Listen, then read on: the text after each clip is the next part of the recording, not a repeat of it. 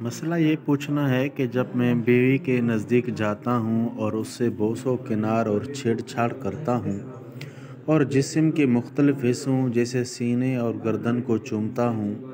اور اس کی شرمگاہ پر باہر باہر سے ہاتھ پھیرتا ہوں تو اسے مزہ آتا ہے،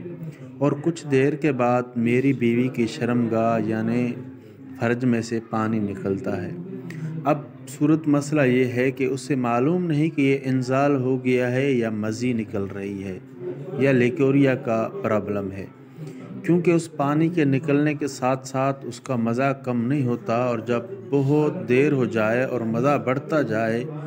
تو پھر کہیں جا کر اس کو شدید مزہ آنے کے ساتھ ساتھ وہ قابو سے باہر ہو جاتی ہے اور جسم کانپ اٹھتا ہے اور جسم کو جھٹکے لگنے جیسا عمل ہوتا ہے۔ اب ان جھٹکوں کے وقت معلوم نہیں ہوتا کہ کچھ پانی فرج سے نکلا ہے یا نہیں،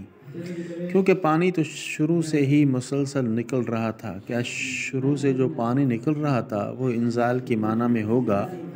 اور کیا اس سے غسل واجب ہو جائے گا؟ نیز انزال کی کیا نشانیاں ہیں، اور عورت کو کیسے معلوم ہوگا کہ اب غسل واجب ہو گیا ہے جبکہ ابھی دخول بھی نہیں ہوا؟ جواب: زوجین کے باہمی یعنی بیوی اور شوہر کے باہمی بوس و کنار کے وقت شرمگاہ سے جو پانی نکلتا ہے وہ مزی ہے۔ فقہا نے مزی کی پہچان یہ بتائی ہے کہ یہ ایسا سفیدی مائل پتلا اور شفاف پانی ہے جو ملاعبت کے وقت نکلتا ہے، یعنی ایک دوسرے کے ساتھ کھیل کود کے وقت نکلتا ہے، اور اس کے نکلنے کے بعد شہوت میں بالعموم مزید اضافہ ہو جاتا ہے،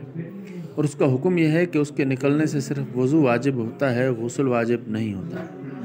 البتہ وہ رطوبت جس کے بعد شہوت ختم ہو کر طبیعت میں فطور آ جائے وہ شرعاً منی ہے، اس سے غسل لازم ہوتا ہے۔ اور عورت کی منی کی پہچان فقہا نے یہ بیان کی ہے کہ وہ پتلی اور زردی مائل ہوتی ہے، اور خروج کے وقت بالعموم اس کا احساس ہو جاتا ہے،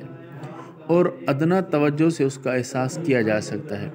اگر اتفاقاً کبھی احساس نہ ہو تو اگر نکلنے والی رطوبت زرد رنگ کی ہو تو وہ منی ہے جو شہوت کے ساتھ خارج ہوئی،